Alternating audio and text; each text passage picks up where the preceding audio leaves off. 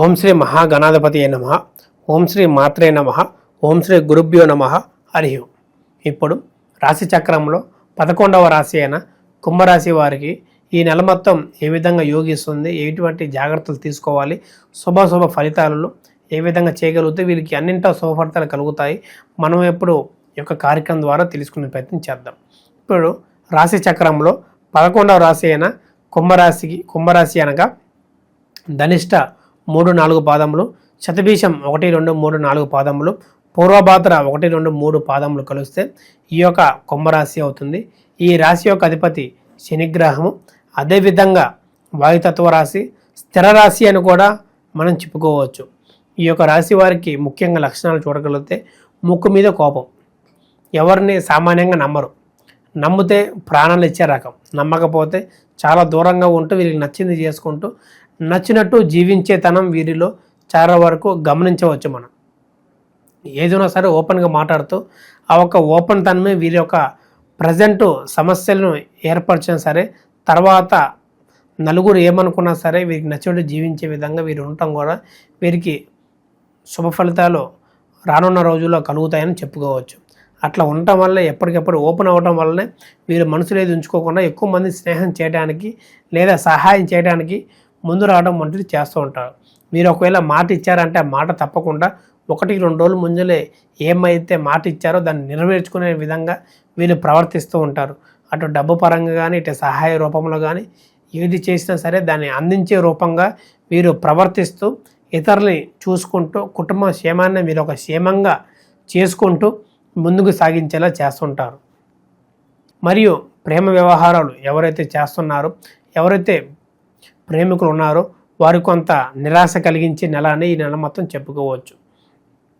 కొంత వాళ్ళిద్దరి మధ్య కలహాలు, అండర్స్టాండింగ్ లేకపోవడం, ఇతరుల వల్ల ఇబ్బందులు లేదా తల్లిదండ్రులకు తెలిసిపోవటం, అట్లు ఎవరో ఒకరు ఒక బంధువుల తరపు కానీ వేరే తరపు కానీ చూడటం, వారికి లేనిపోని మాటలు చెప్పటం, ఊహించుకోవడం వల్ల కూడా వీరికి ప్రమాదాలు ఎదురయ్యే అవకాశం కనబడుతున్నది. వీరు ఎటువంటి పిచ్చి నిర్ణయాలు తీసుకోకుండా పెద్దల సలహాలు తీసుకుంటూ వాళ్ళ ఒక అడుగుజాడల్లో నడుస్తూ వాళ్ళు ఏది చెప్తే అది చేసుకునేలాగా చేసుకోండి. లేదా వివాహ విషయంలో కొద్ది కాలం లేట్ అయినా సరే వేచి ఉండి మీ యొక్క నిజమైన ప్రేమ అనేది అక్కడ నెరవేర్చుకునే ప్రయత్నం చేసుకోండి.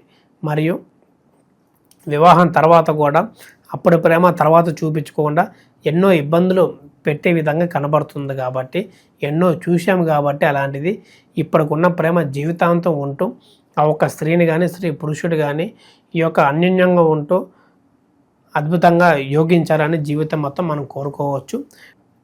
మరియు ఇప్పుడు ఎవరైతే నిర్మిస్తున్నారో గృహం విషయంలో కూడా ఎన్నో సమస్యలు ఎదురైనా, మధ్యలో ఆగిపోయినా, డబ్బులు లేకపోయినా సరే ఆ ఒక పని మొత్తం ఈ యొక్క 2-3 నెలల్లో పూర్తి చేసుకుంటూ ఏదైతే సమస్యలు పడుతున్నారో ఎంతో డబ్బు నష్టపోయి ఈ యొక్క పనుల కారణంగా లేదా లేబర్స్ కారణంగా ఆ ఒక గృహ నిర్మాణం మధ్యలో ఆగిపోతూ కొన్ని పక్కింటి వాళ్ళు ఎదురింటి వాళ్ళు కూడా అబ్జెక్షన్ పెడుతూ వాటికి అది ఇది అని చెప్పి ఎన్నో నానా రకాలుగా ఇబ్బంది పెడుతూ కూడా ఈ యొక్క సంవత్సరం ఎండింగ్లో ఆ ఒక నిర్మాణం కూడా పూర్తి చేస్తూ ఎంతో విజయవంతంగా నలుగురికి తెలియజేస్తూ మన ఒక ప్రతిభను, మన ఒక గౌరవం ఆ ఇంట్లో చూసుకుంటూ కూడా నలుగురికి చూపించే విధంగా ఈ యొక్క రాశి వారికి కనబడుతున్నది.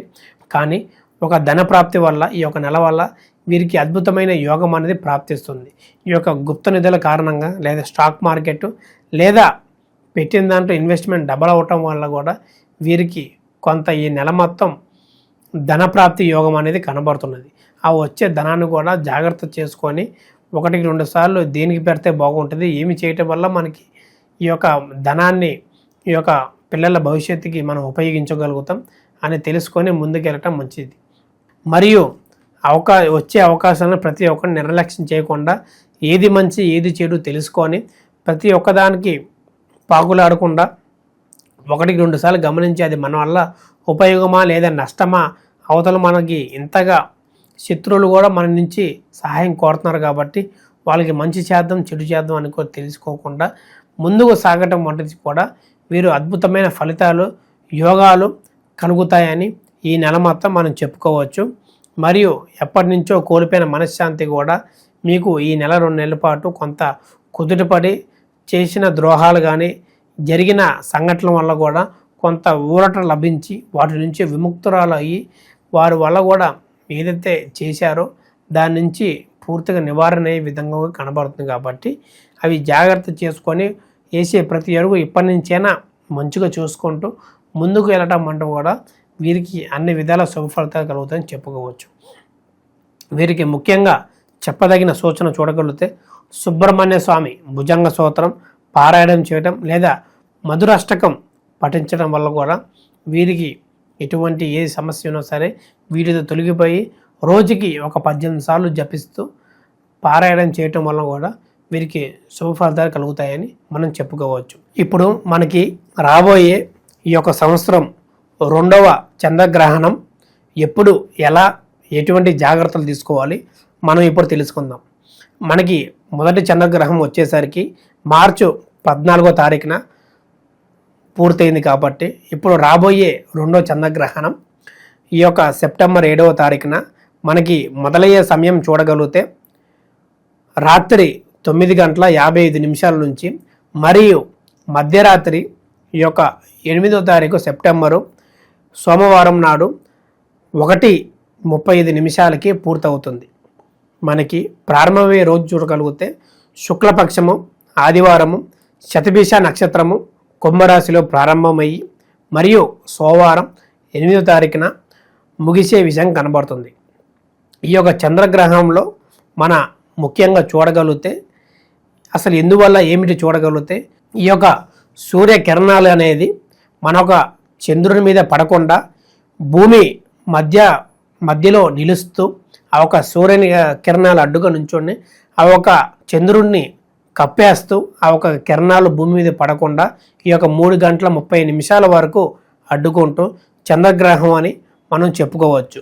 ఈ యొక్క చంద్రగ్రహం నాడున ఎక్కువగా గర్భిణీ స్త్రీలు లేదా వృద్ధులు జాగ్రత్తగా ఉంటూ నిద్రిస్తూ లేదా శ్లోకాలని పఠిస్తూ చేయటం వల్ల కూడా జరుగుతున్నది.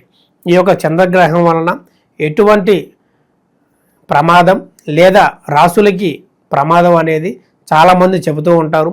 వాటి నేటిని పట్టించుకోకుండా మీ పనులు మీరు చేసుకుంటూ వారికి ఎక్కువగా ప్రభావం చూపదని మనం చెప్పుకోవచ్చు.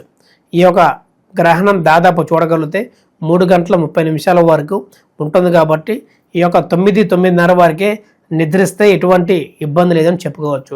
తెల్లవారుజామున లేచిన వెంటనే తలస్నానం చేసి శివాలయం దర్శనం చేసుకొని శివాభిషేకం చేసుకోవటం వల్ల కూడా వీరికి శుభ ఫలితాలు కలుగుతూ అన్నింటా బాగుంటుందని మనం చెప్పుకోవచ్చు. దాన్నే పాటిస్తూ ఎటువంటి అనుమానాలు ఎటువంటి శాంతులు చెప్పినా సరే చేసుకోకుండా జాగ్రత్తగా ఉంటూ దీని ప్రభావం ఎక్కువగా భూమి మీద పడకుండా మనుషులు ఎవరికి పడకుండా ఉంటుందని మనం చెప్పదగిన సూచన. మరియు మీకు ఎటువంటి సలహాలు కావాలన్నా ఎటువంటి ఆచారాలు పాటించాలన్నా మా ఒక కింద కనబడుతున్న నెంబర్కి సంప్రదించి అపాయింట్మెంట్ తీసుకొని మీ యొక్క వ్యక్తిగత జాతకాన్ని తెలుసుకొని ఎటువంటి సమస్యలతో బాధపడుతున్నా సరే వాటి యొక్క చక్కని పరిహారం మార్గాన్ని తెలుసుకొని ముందుకు వెళ్ళటం అనేది చేసుకోండి. ఈ యొక్క రాశి ఫలాలు అనేది దాదాపు 50 నుంచి 70% వరకు ఫలిస్తుంది. మరియు పూర్తిగా తెలుసుకోవాలనుకున్న మా ఒక నంబర్కి సంప్రదించి మీ యొక్క సందేహాలు ఏదైనా సరే ఎటువంటి సమస్యకైనా సరే చక్కని పరిహారం అనేది చూపబోతాం. శుభం. లోకా సమస్త సుఖినో భవంతు.